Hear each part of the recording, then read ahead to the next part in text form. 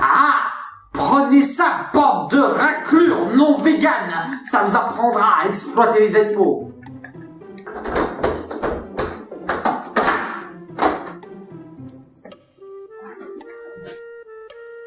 Oh, tu es rentré?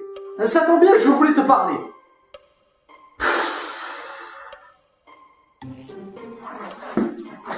Tu sais, je ne t'ai pas encore remercié de m'avoir hébergé chez toi. Malgré, tu sais, le différent, tu sais que j'ai essayé de te tuer, ce genre de choses. Et tu vois, j'étais en train de réfléchir dans ma tête et je me suis dit, pourquoi ne pas le remercier en participant à ces vidéos? Tu sais, comme... Oh. Non, je t'avoue que là, en ce moment, c'est vraiment pas le moment.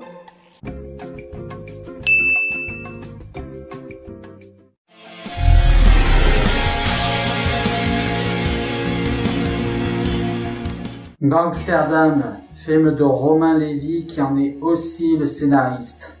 Avec Kev Adams, Manon Hazem, Hubert Koundé et Côme Levin. Afin de pouvoir serrer Nora, Ruben décide de participer avec elle à un trafic de drogue. Il sera suivi par son meilleur ami Durex, mais le trafic ne se passe pas comme prévu. Vous voyez ? C'est ça que je déteste chez Kev Adams. C'est ce genre de personnage que je déteste. C'est quand il veut jouer cet ado niais, cet ado simplé, qui veut absolument se persuader d'être un winner, même s'il n'a absolument rien pour. Et je ne dis pas ça par haine envers Kev Adams. Je dis ça par haine avec cette facilité dans laquelle il sombre, alors qu'il est capable d'interpréter beaucoup mieux. Et exceptionnellement, je vais prendre la liberté de réagir à ce qu'ont dit Alain Attal et Romain Lévy sur la polémique qu'a suscité le journal 20 minutes. Une mécanique qui s'installe dans son article, comme dans beaucoup d'autres qui l'ont relayé derrière. Je ne comprends pas, donc je veux détruire. Vous savez qui fait ça? Je ne comprends pas, donc j'attaque. C'est la mécanique raciste. Ta gueule, Romain. Non, sérieusement, ta gueule. Tu ne peux pas te permettre d'accuser 20 minutes de faire de la mécanique raciste, alors que ton film regroupe les pires clichés déjà vus 1000 fois. Et je ne parle pas du personnage de Durex. Oui, l'humour est à ce niveau-là, oui. Qui, parce qu'il est homosexuel, est forcément coiffeur. Personnage qui apporte d'ailleurs une polémique à ce film, puisque son personnage fait un gag sur les viols cool. De la pourriture. Mais ça, je ne sais pas si vous avez vu. Non, c'est un film américain. Mais c'est pas vrai. Des films quand c'est des films américains, personne ne touche. C'est des films c'est drôle. Non, Romain. Quand c'est bien fait, c'est drôle. Tu veux des bonnes scènes drôles qui s'inspirent de sujets graves? Inspire-toi de Nous trois ou rien. Inspire-toi de Police. Inspire-toi de Persepolis. Oui, j'ai fait exprès de prendre des films français pour démonter encore plus son histoire d'anti-américanisme à la con. Tu comptes sur le fait que le personnage de Côme Levin est un personnage terré, un personnage overboard, juste pour justifier le fait qu'il dise des choses impolitiquement correctes et qu'il ne doit pas s'identifier à lui. Sauf que ça ne marche pas. Et ce pour 3 raisons. D'une, tes gags ont le même problème que les gags des Nouvelles Aventures d'Aladdin. Ils s'éternisent! Sérieusement, il y avait des gags qui avaient effectivement des potentiels comiques. Sauf que tu gâches tout en les faisant traîner en longueur. La scène du paix silencieux, par exemple. Je me suis dit, ok, la musique s'accélère à côté épique, exagéré, tout est fait en sorte pour que ce soit absolument ridicule, et c'était drôle. C'était drôle. Puis est arrivée la suite, qui passe une bonne minute pour faire du gag de l'odeur du paix, ce qui gâche tout. Tu as même réussi à foirer l'humour absurde. Je veux dire, l'humour absurde, c'est l'humour qui me fera toujours rire, c'est l'humour qui m'aura toujours, c'est l'humour avec lequel t'es sûr de m'avoir. Et t'as réussi à me blaser avec. Et le blague sur le viol cool, c'est pareil. Le mec répète 4 fois s'il faut violer la meuf, avant même la phrase du viol cool.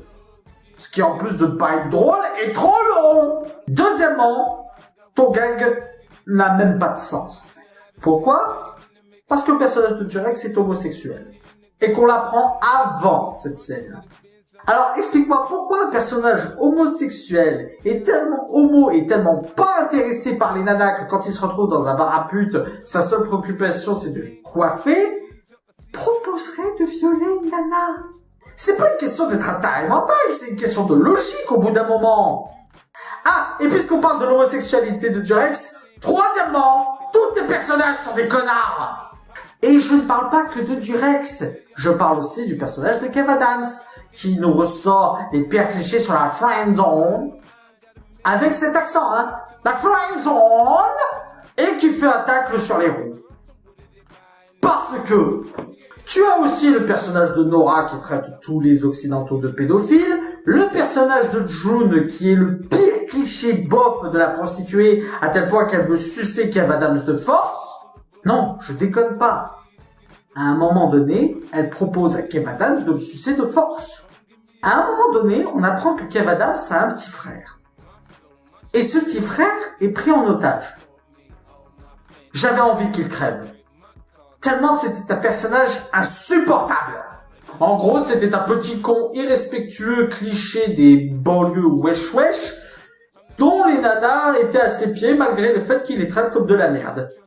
Si ce n'était que Durex, ton personnage outrancier, j'aurais pu laisser passer. Mais quand tu fais approuver ses propos par plusieurs personnages, ça ne marche pas, gros malin! En fait, le seul personnage appréciable du film, c'est Patrick Timsit. Non, je ne déconne pas, le personnage le plus drôle, le plus attachant, c'est le personnage de Patrick Timsit. J'ai même presque envie plus d'un film sur ce personnage que sur le personnage de Kev Adams. 2-4. Ah, vous l'avez pas vu celle-là. Ne cherche même pas à défendre cette scène. Quand une de tes scènes finales, approuvée par plein de personnages et qui se révèle être une bonne chose, c'est une scène de fellation forcée tournée en dérision. Parce que, d'accord, c'est Durex qui le propose, mais le fait est que tout le monde approuve cette décision. Et que tu en fais une scène de viol au premier degré qui est une bonne chose. Alors ne te plains pas que ton film fasse polémique, connard. D'ailleurs, à ce propos, les associations genre la Manif pour tous, l'association Promouvoir, tous ceux qui nous ont fait chier avec le film Society Party, on vous a pas trop entendu ouvrir sur ce film-là. Alors que c'est quand même un film qui prétend avoir pour public les enfants, et qui n'a eu qu'une mention familiale tout public. Non, je déconne pas. Les 7-14 ans peuvent aller voir ce film. Alors ils peuvent rentrer dans le cinéma. Est-ce qu'ils peuvent aller voir le film? Moi, je pense que le film, il est valable en termes de causticité pour des enfants qui ont jusqu'à l'âge de, à partir de 10 ans, 11 ans. Eh ben putain Romain, fais-toi soigner, sérieusement. Bon, ceci dit, le film n'est pas totalement acheté. Le film n'est pas seulement un film comique, c'est aussi un film d'action et de thriller mafieux. Et force est de constater qu'il est plutôt réussi de ce côté-là. Bon, il y a quelques ralentis inutiles et il y a une scène qui a totalement pompé l'idée de Kingsman en mettant la musique Freebird. Mais globalement, c'est plutôt bien réalisé. Et les acteurs jouent très bien. Leurs personnages sont insupportables, mais je ne peux pas enlever le fait qu'ils les jouent bien. Donc non, malgré le fait que ce soit une purge, malgré le fait qu'il y ait plein de scènes qui ne marchent pas, Gangsterdam n'est pas le pire film de l'année 2017.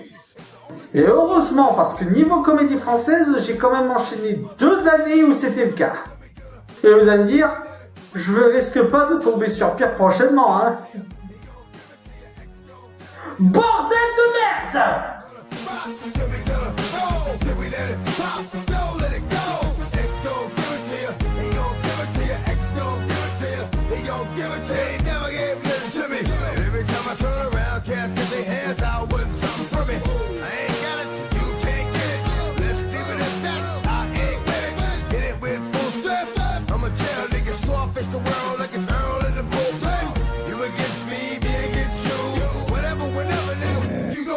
I'm a wolf in sheep